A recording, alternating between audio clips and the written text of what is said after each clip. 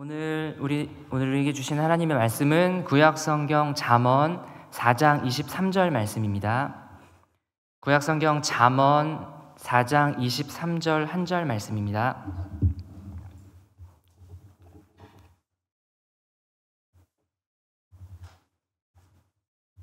잠언 4장 23절 한 절 말씀 우리 한 목소리로 함께 읽겠습니다. 시작.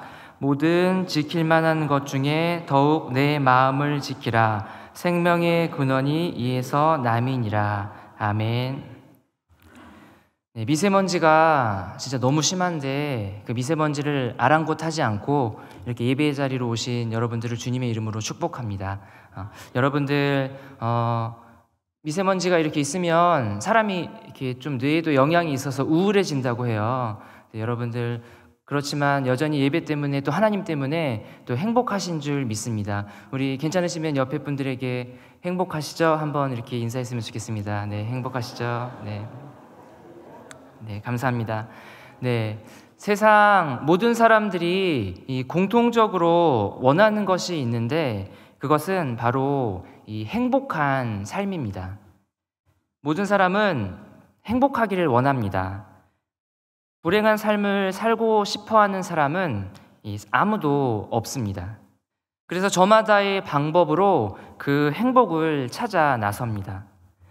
물질로부터 행복을 찾아 나선 사람도 있고 또 안정된 직업이나 또 안정된 생활 환경에서 그 행복을 찾는 사람도 있습니다.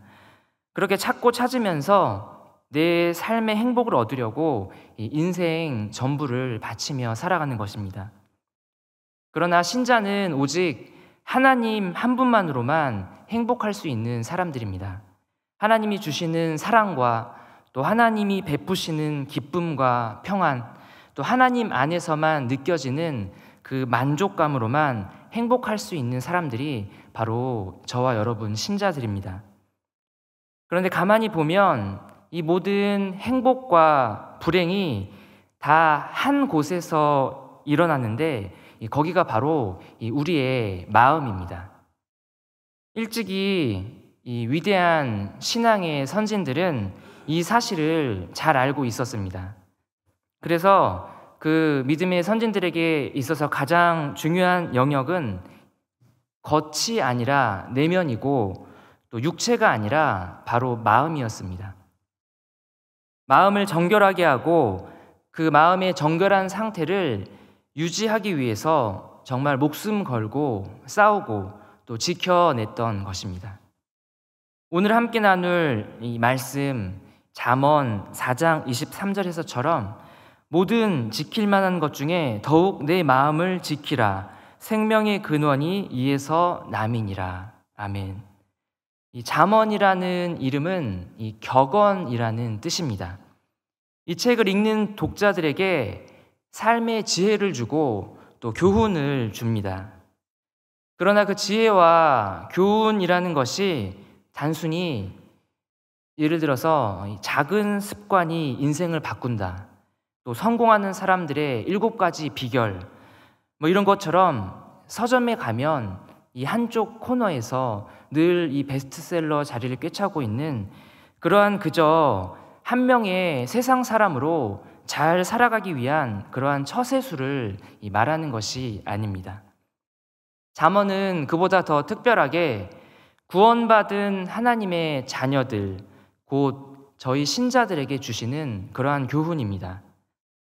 구원받은 하나님의 백성들이 어떻게 살아야 하나님 앞에서 온전하게 사는 것이며 또 어떻게 살아야 이 어두운 세상 속에서 빛으로 승리하며 사는 것인지를 가르쳐 줍니다.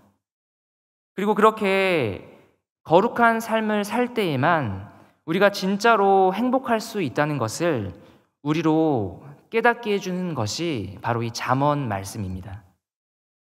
잠언이 이러한 책이라는 것을 알고 나서 그 잠언의 내용을 살펴보면 잠언에는 크게 이 두 종류의 사람이 나옵니다.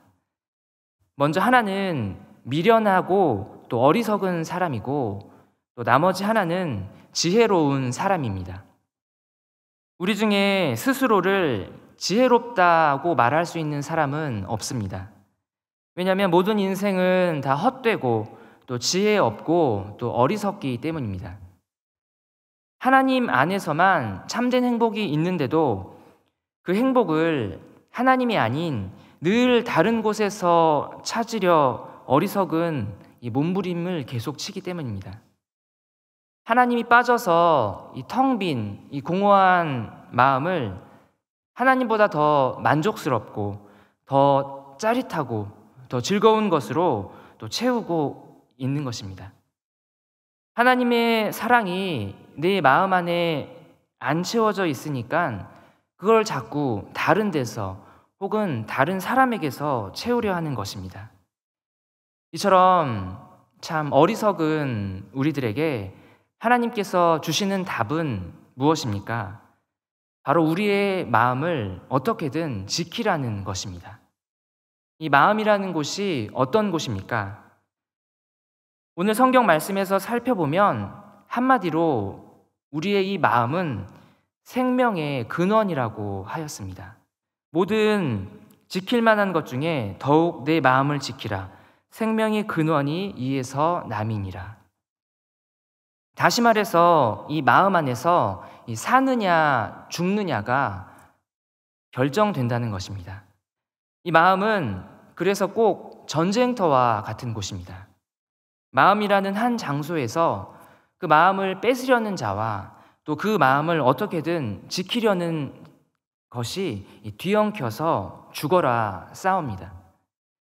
옛날에는 이 사람들이 살아가는 방식이 이 외부로부터, 이 외부의 적들로부터 그 백성들을 보호하기 위해서 이 높다란 성벽을 쌓고 그 안에서 살았습니다.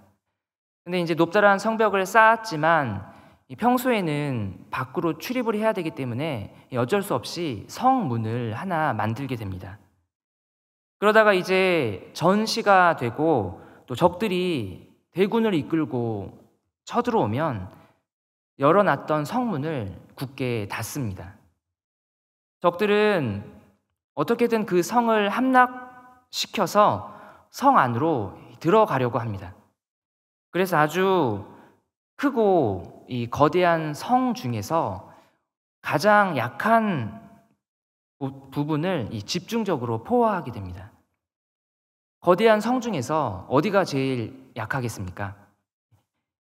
어디만 뚫으면 순식간에 성을 함락시키고 또 성 안으로 들어가서 차지할 수 있을까요? 바로 성문입니다. 높다란 성벽이 있지만 그 성문 하나만 부수고 들어간다면 순식간에 성 전체를 함락시킬 수 있기 때문입니다. 그래서 마치 딱 우리의 삶이 똑같습니다. 이런 말이 있습니다. 마음을 주면 다 주는 거다. 마찬가지로 우리의 마음을 지키지 못하면 다 지키지 못하는 것입니다. 사탄은 굉장히 교묘해서 사탄이 집중적으로 공략하는 곳은 우리의 환경이 아닙니다. 그 말은 무슨 말이냐면 사탄이 우리가 우리의 그 직장을 잃게 하기 위해서 애쓰거나 우리의 건강을 잃게 하거나 아니면 우리의 재산이 사라지게 하기 위해서 애쓰지 않는다는 것입니다. 저는 이 구약 성경에서 욥이 참 힘들었을 텐데 욥이 가장 힘든 순간은 자녀나 재산이나 자신의 건강을 잃었을 때보다 오히려 평생을 옆에서 함께 해온 그 욥의 아내가 차라리 당신이 믿는 하나님을 욕하고 죽어라 하고 말하면서 그 마음에 비수를 꽂았을 때 그때 욥이 가장 힘들지 않았나 생각합니다. 이처럼 사탄은 내 직장을 잃게 되고 또 건강을 잃게 되고 사랑하는 사람이 떠나는 것보다 아주 작고 또 사소한 일처럼 보이지만 우리의 마음이 무너지고 유혹받고 시험에 빠지게 하려고 집중적으로 우리의 마음을 공격하는 것입니다. 그래서 그 마음의 문만 부술 수 있다면 한 사람의 전체를 포획하고 또 지배할 수 있기 때문입니다. 마음이 무너지면 다 무너지는 것이고 마음이 지켜지면 다 지키는 것입니다. 예전에 1, 2차 세계대전이나 아니면 그보다 더한 옛날에도 전시에 어떤 전술이 있었냐면, 이제 오랜 전쟁으로 몸도 마음도 지칠 대로 지친 이 적군 진영에 있는 그 병사들에게 아주 적막하고 고요한 시간에 노래 한 곡을 틀어주는 겁니다. 근데 그 노래는 무슨 노래냐면, 그 상대편 적국에 있는 그 병사가 자기의 고향에서 즐겨 듣고 불렀던 노래를 한 곡 틀어주는 것입니다. 그러면 어떤 일이 일어나냐면 이 병사들 마음이 무너지는 것입니다. 전쟁에서 승리하려면 강인한 마음으로 무장해야 되는데, 또 독한 마음을 품어야 하는데, 이 고향의 노래를 듣게 되자 전쟁이고 뭐고 다 집어치우고 그냥 고향으로 돌아가자, 그러면서 스스로 무장을 해제시키고 또 사기가 저하되고 탈영하는 병사도 많아지게 되고, 그러다가 결국 전쟁에서 패하게 되기까지 되는 것입니다. 그만큼 사람에게 있어서 마음은 굉장히 중요한 영역입니다.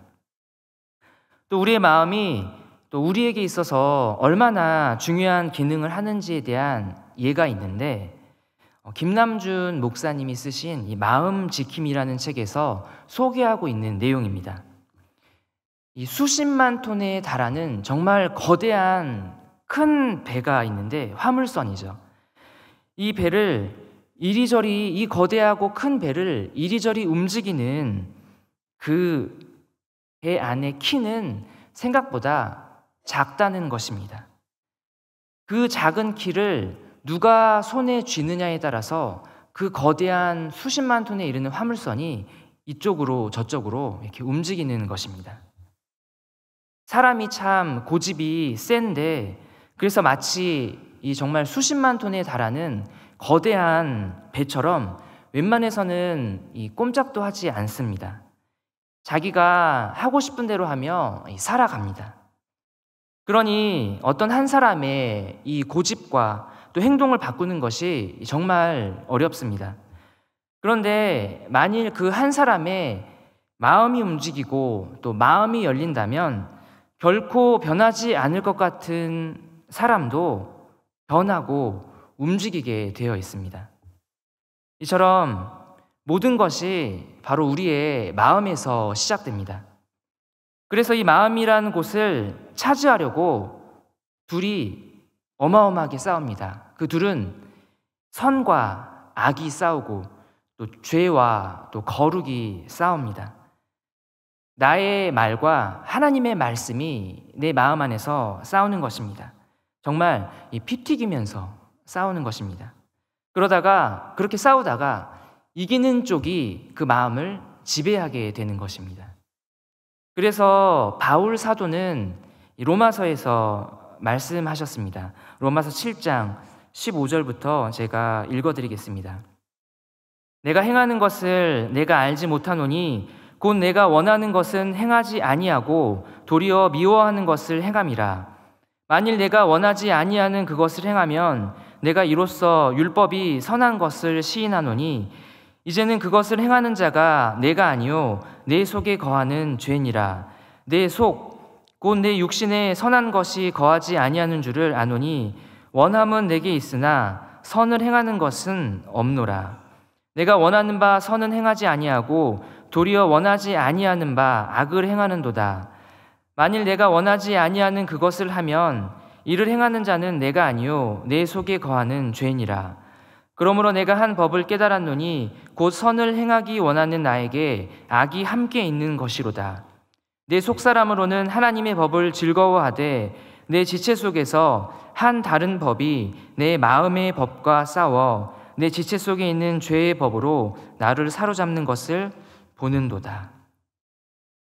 마음 안에서 이 처절한 싸움이 일어난다는 것을 이 바울 사도는 잘 알고 있었습니다.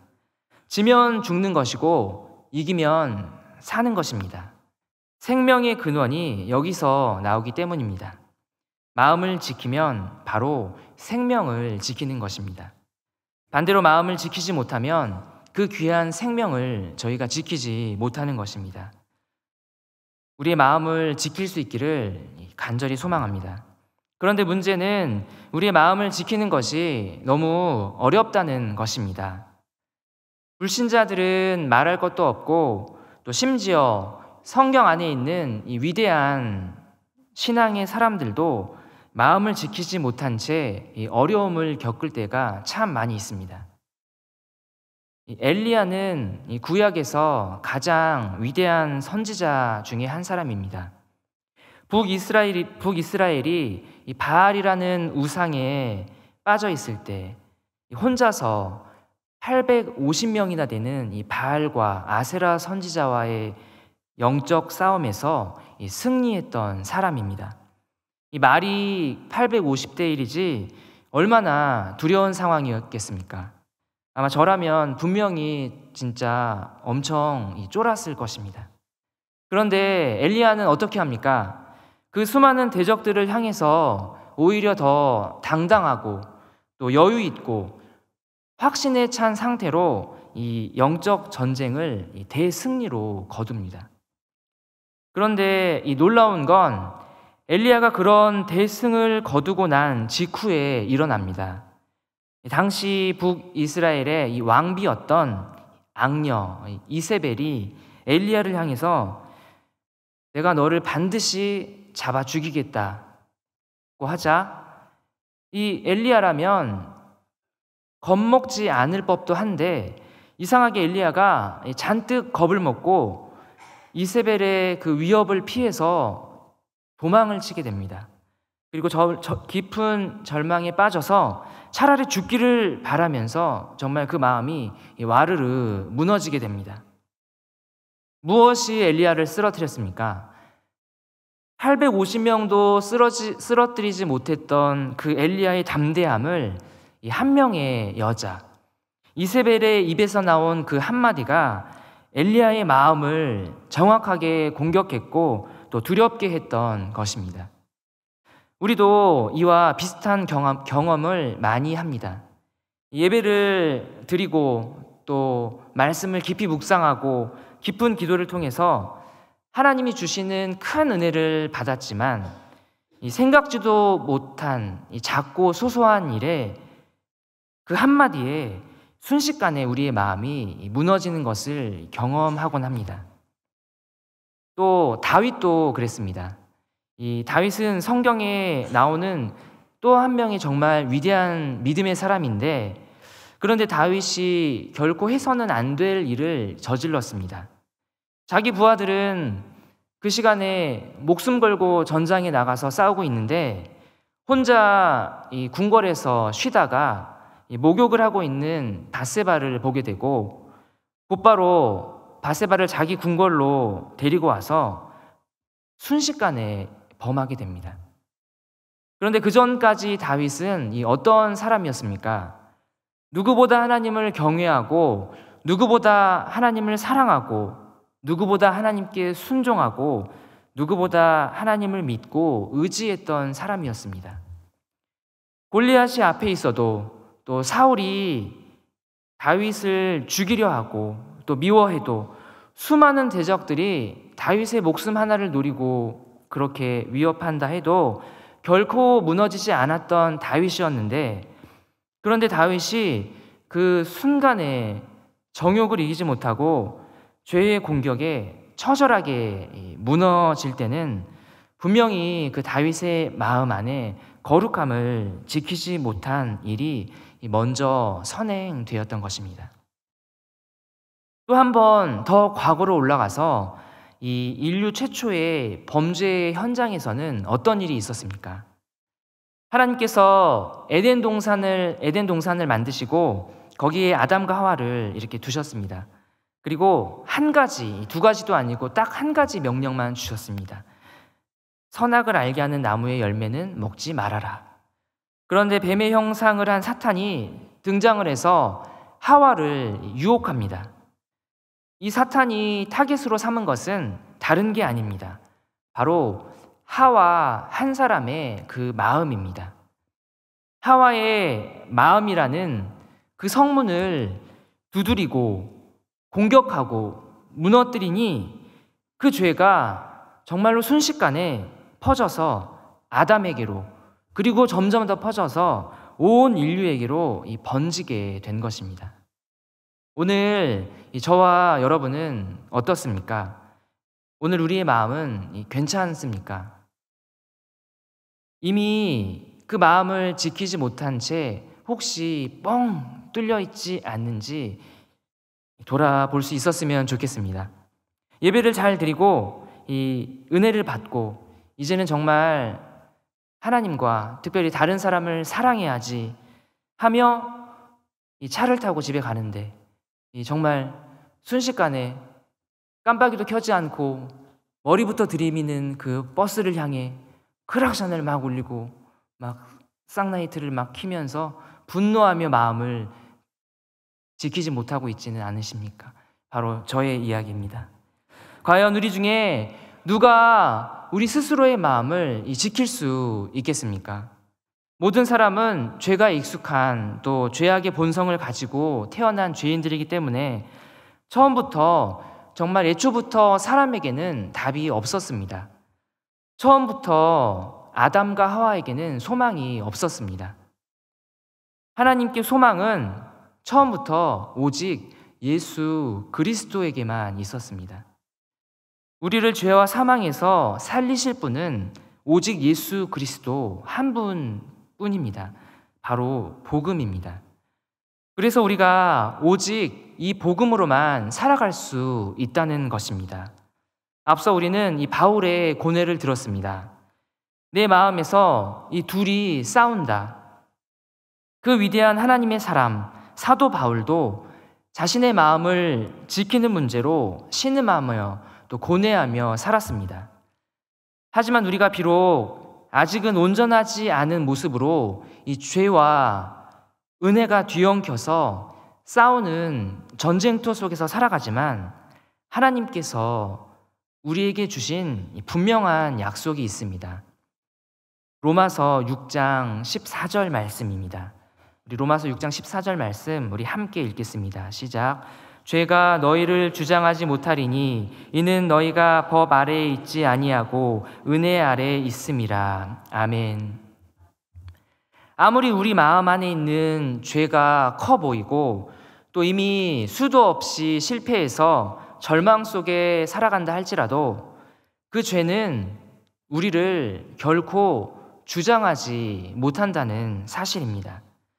우리를 지배하는 것은 죄가 아니라 하나님의 은혜라는 사실입니다. 죄가 너희를 주장하지 못하리니 이는 너희가 법 아래 있지 아니하고 은혜 아래 있음이라. 복음입니다. 우리 주 예수 그리스도께서 우리를 위해 행하신 놀라운 구원의 은총입니다. 그 구원의 은총으로 인해 우리는 이미 구원을 받은 것입니다.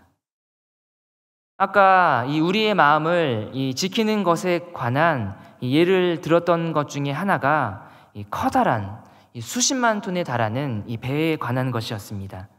그 배가 이미 목적지를 벗어나서 이제 곧 이 커다란 암초에 부딪히기 직전이라고 생각해 보십시오. 이대로 가면 그냥 부딪혀서 다 죽는 것입니다. 그러면 어떻게 해야 됩니까? 배를 급하게 멈추든지 아니면 그 배의 방향을 돌려야 합니다. 그 커다란 배를 순식간에 멈추거나 방향을 돌릴 수 있는 방법은 하나입니다. 뭐냐면 그 배 안에 선실로 들어가서 그 배의 키를 잡고 그 키를 조정하는 것입니다. 정복하는 것입니다. 그리고 그 키를 내가 원하는 방향, 원하는 목적지로 움직여서 다시 원래 가고자 하는 원래의 방향으로 옮겨 돌려 놓아야 하는 것입니다. 이것이 바로 이 죄악된 세상에서 부대끼며 살아가는 우리가 해야 될 일입니다. 이미 구원받은 저와 여러분, 이 모든 신자들은 이 땅을 살아가면서 힘써야 할 최선의 의무가 있는데 바로 그것은 이 성화의 삶을 살아가는 것입니다. 그 성화의 삶은 구체적으로 어떻게 하는 것입니까? 바로 거룩한 삶을 실천하는 것입니다. 우리가 성경을 읽고 또 기도를 하고 큐티를 하는 것을 우리가 지키는 것이 아닙니다. 오히려 반대로 우리가 읽은 그 생명의 성경 말씀과 또 우리가 하나님께 드린 그 간절한 기도와 또 우리가 구별하여 경건의 시간을 갖고 또 그렇게 하나님 앞에 나아가는 그 모든 것들이 반대로 우리를 지켜주는 것입니다. 그것이 우리의 마음을 지켜주는 것입니다. 사랑하는 성도 여러분, 무엇으로 우리 자신을 채우시겠습니까? 하나님의 이 생명의 말씀으로 채우시기를 간절히 기도드립니다. 눈물로 통곡하는 그 간절한 기도로 우리의 마음을 채우시기를 기도드립니다. 매일 성경을 하며 또 주님과 교제하는 그 시간으로 우리의 마음을 조금씩 채워 나갈 수 있기를 간절히 소망합니다. 거룩함 없이는, 앞서 행복에 대해서 말씀드렸는데 우리의 삶의 거룩함 없이는 결코 행복이 있을 수가 없습니다. 만일 누군가 어째서 그럽니까? 어째서 거룩함 없이는 행복할 수가 없습니까? 라고 물으신다면 저는 원래 그렇습니다 라고 답을 드리고 싶습니다. 원래 그렇습니다. 하나님께서 저희를 원래 그렇게 창조하셨습니다. 매일 매 순간마다 내 안에 꿈틀대는 그 죄와 그 부패한 마음과 싸우며 성령의 도우심을 입고 조금씩 거룩한 삶을 실천하며 사는 것, 이것이 바로 오늘 저와 여러분이 마음을 지키며 또 평생에 힘써야 할 성화의 과정이고 그러한 삶인 줄 믿습니다.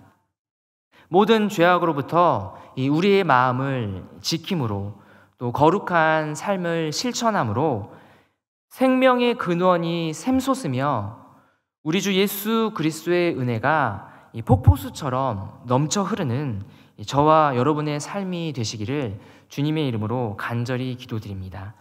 끝으로 오늘 말씀처럼 우리가 하루하루 순간순간 우리의 마음을 힘써 지키며 또 거룩한 삶을 실천하며 살아갈 때 하나님께서 우리에게 주시는 그 약속의 말씀을 다 함께 읽고 마치겠습니다. 잠언 3장 21절에서 26절까지 말씀입니다. 하나님께서 우리에게 주신 약속의 말씀 함께 읽겠습니다. 시작. 내 아들아, 완전한 지혜와 근신을 지키고 이것들이 내 눈앞에서 떠나지 말게 하라. 그리하면 그것이 내 영혼의 생명이 되며 내 목의 장식이 되리니 내가 내 길을 평안히 행하겠고 내 발이 거치지 아니하겠으며 네가 누울 때에 두려워하지 아니하겠고 내가 누운 즉 내 잠이 달리로다. 너는 갑작스러운 두려움도 악인에게 닥치는 멸망도 두려워하지 말라. 대저 여호와는 내가 의지할 이시니라. 내 발을 지켜 걸리지 않게 하시리라. 아멘. 기도하겠습니다. 살아계셔서 늘 우리에게 생명을 공급하시며 또 이미 그 완전한 구원을 이루신 주님을 바라보며 주님을 또한 찬양합니다. 하나님, 우리가 이 땅을 살아가며 지켜야 할 많은 것들이 있다고 착각하지만 그러나 그 세상 헛된 다른 많은 것을 지키기에 앞서 우리의 마음을 지키며 우리의 마음을 주님의 그 생명의 말씀으로 채우며 기도와 또 주를 사랑하는 그 마음으로 채우며 그렇게 우리의 마음을 지켜나가는 우리 모두가 되게 하여 주시옵소서. 그렇게 할 때 우리에게 약속하신 그 약속의 말씀들을 굳게 믿으며 이 세상을 믿음으로 또 복음으로 담대하게 싸워 승리하는 이 땅을 살아가는 주님의 모든 자녀들 되게 하여 주시옵소서. 그렇게 하실 주님을 바라보며 살아계신 예수님의 이름으로 간절히 기도드립니다. 아멘.